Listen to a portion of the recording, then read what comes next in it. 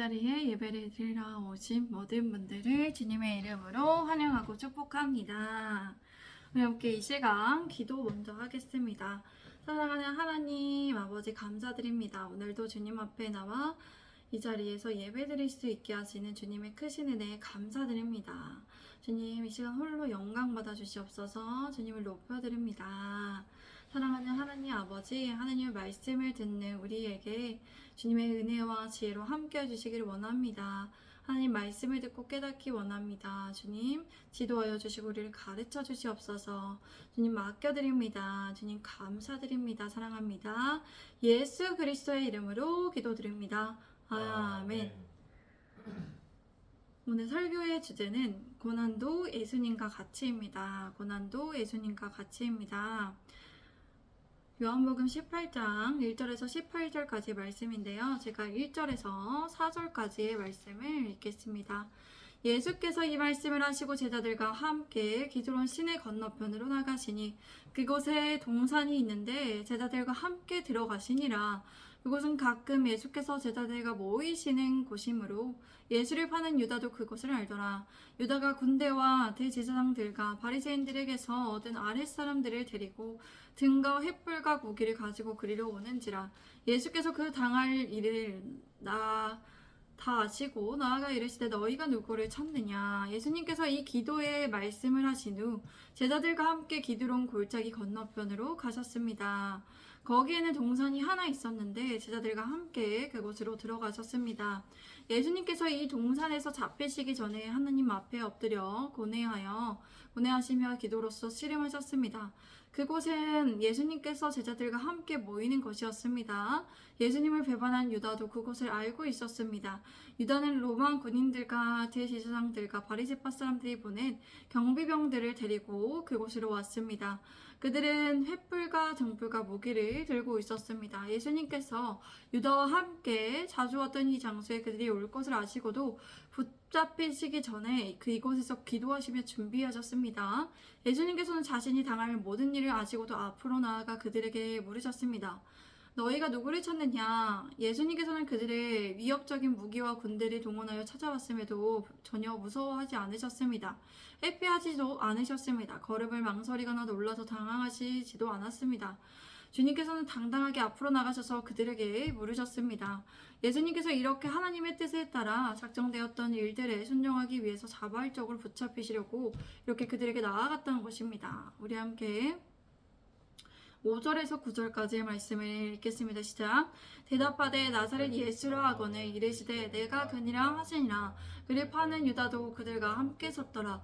예수께서 그들에게 내가 그니라 하실 때 그들이 물러가서 땅에 엎드러지는지라.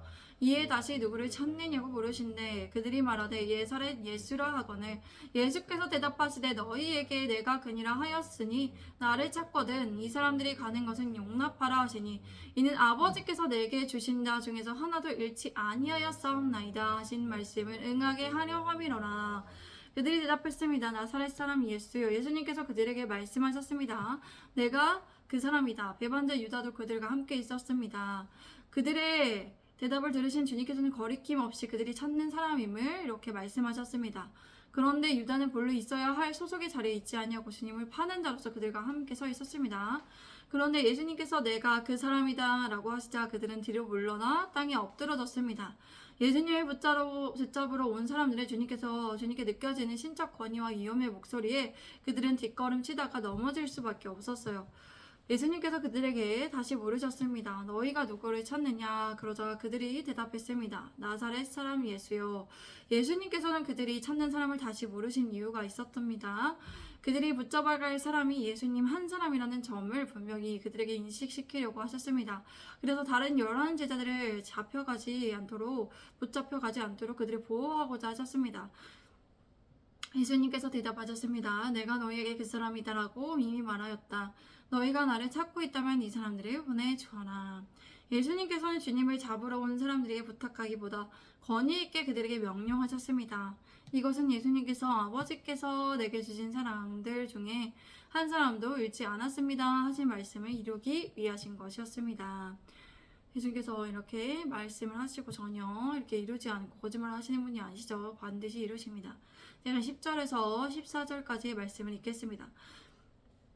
이에 시몬 베드로가 칼을 가졌는데 그것을 빼어 대제사장의 종을 쳐서 오른편 귀를 베어버리니 그 종의 이름은 말고라. 예수께서 베드로더러 이르시되 칼을 칼집에 꽂으라. 아버지께서 주신 잔을 내가 마시지 아니하겠느냐 하시니라. 이에 군대와 천부장과 유대인의 아랫사람들이 예수를 잡아 결박하여 먼저 안나스에게로 끌고 가니 안나스는 그의 대제사장인 가야바의 장인이라. 가야바는 유대인들에게 한 사람이 백성을 위하여 죽는 것이 유익하다고 공고하던 자더라. 그때 시몬 베드로가 칼을 가지고 있었는데 그는 그것을 빼어 대제사장의 종을 쳐서 오른쪽 귀를 베어버렸습니다. 그 종의 이름은 말고였습니다. 베드로의 이러한 행동은 매우 성급하고 어리석은 행동이었습니다. 예수님께서 이러한 행동을 아는 베드로에게 말씀하셨습니다. 내 칼을 칼집에 꽂아라. 아버지께서 주신 잔을 내가 받아 마셔야 하지 않겠느냐. 예수님께서는 베드로의 행동을 저지시키셨습니다. 그리고 주님께서 가야 할 길이 무엇인지를 그에게 분명히 말씀해 주셨습니다. 예수님께서 하나님 아버지의 뜻을 온전히 순종하고자 하는 잔을 마셔야 했습니다. 이러한 잔은 예수님께서 겪게 될 고난과 죽음을 의미합니다. 군인들과 천부장과 유대 사람의 경비병들은 예수님을 체포했습니다. 그들은 먼저 대제사장 가야바의 장인인 안나스에게로 끌고 갔습니다. 예수님께서는 어떠한 저항도 하지 않고 순순히 그들에게 붙잡히셨습니다. 주님께서는 붙잡혀서 유대사에서 막강한 지위와 권력을 가지고 있던 안나스에게 인도되었습니다. 가야바는 전에 한 사람이 백성을 위해 죽는 것이 유익하다라고 유대 사람들에게 조언했던 사람입니다. 그런데 이렇게 가야바가 말했던 이유는 그가 하나님의 뜻에 따라 말한 것이 아닙니다. 하나님의 계획과 목적을 알고 있어서 한 말이 아니었습니다. 그가 이런 말을 하는 것은 로마 정부와의 정치와 그의 권력 유지의 기반의 유익을 위해서 그가 한 말이었습니다. 제가 15절에서 18절까지 말씀을 읽겠습니다. 시몬 베드로와 또 다른 제자 한 사람이 예수를 따르니 이 제자는 대제사장과 아는 사람이라. 예수와 대제사장의 집들에 들어가고 베드로는 문 밖에 서 있는지라. 대제사장을 아는 그 다른 제자가 나가서 문 지키는 여자에게 말하여 베드로를 데리고 들어오니 문 지키는 여종이 베드로에게 말하되 너도 이 사람의 제자 중 하나가 아니냐 하니 그가 말하되 나는 아니라 하고 그때가 추운 고로 종과 아랫 사람들이 불을 피우고 서서 쬐니 베드로도 함께 서서 쬐더라. 시몬 베드로와 또 다른 제자 한 사람은 예수님을 따라갔습니다. 그 제자는 대제사장과 잘 아는 사이라서 예수를 따라 대제사장의 집 안뜰까지 들어갔습니다. 예수님의 제자들은 다 도망갔는데 시몬 베드로와 다른 제자 한 사람인 누굴까요? 요한인데 이 다른 제자 한 사람 요한이 이렇게 예수님을 따라간 이유가 무엇이었을까요? 그들은 예수님을 따라갔다가 똑같이 제주와 같은 신체가 될 수 있음에도 불구하고 그분의 뒤를 쫓았습니다. 그들이 이렇게 상대적으로 용기 있는 행동을 보일 만큼 예수님을 사랑하였기 때문에 가능했죠. 그러나 베드로는 대문 밖에 서 있었습니다. 그런데 대제사장과 잘 아는 사이인 요한은 나와서 문지기 하녀에게 말하고 베드로를 데리고 들어갔습니다. 베드로는 대문 밖에서 문을 떠나지 못했습니다. 그는 몹시 마음을 태우며 예를 쓰고 있었습니다. 그때 문지기 하녀가 베드로에게 물었습니다. 당신도 이 사람의 제자 중 한 사람이지요? 베드로가 대답했습니다. 나는 아니요. 그런데 날이 추웠기 때문에 종들과 경비병들은 숯불을 치워놓고 서서 불을 쬐고 있었습니다. 베드로도 그들과 함께 서서 불을 쬐고 있었습니다. 베드로는 이렇게 예수님을 다른 사람에게 부인하면서도 주님께서 계시는 그 자리를 떠나지 않았어요. 오늘 설교의 주제는 고난도 예수님과 같이입니다. 우리는 앞두고 있는 고난을 모두 알 수 없지만 언제든 일어날 수 있는 고난을 맞이할 때 어떻게 받아들여야 할지에 대해서 생각해 볼 수 있습니다. 주님께서 고난을 준비하실 때 기도로 또 사랑하는 제자들을 끝까지 가르쳐 주시고 그들을 보호하시려고 했던 것과 같이 우리도 이렇게 고난을 맞이할 수 있습니다. 그리고 하나님을 의지함으로 우리가 고난을 기도로 준비하며 늘 깨어있으며 살아갈 때 우리는 예수님과 같이 고난 앞에 두려워하지 않고 움츠러들지 않고 당황하지 않을 수 있습니다.